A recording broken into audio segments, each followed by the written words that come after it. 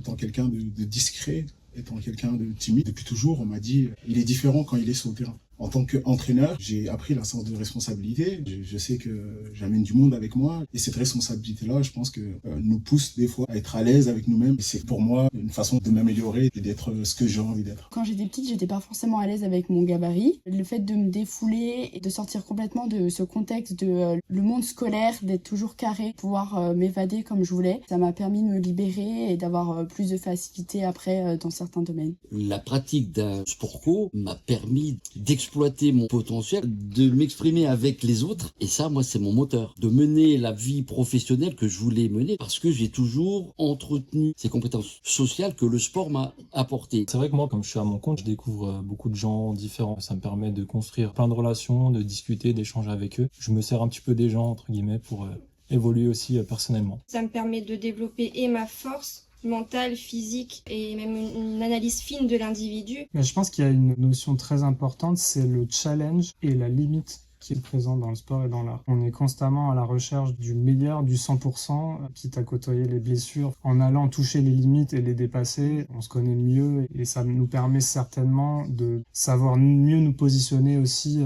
dans ce qu'on veut être. Il n'y a peut-être pas plus efficace que la pratique sportive et la pratique sportive à haut niveau pour se construire et réussir en société. Oui,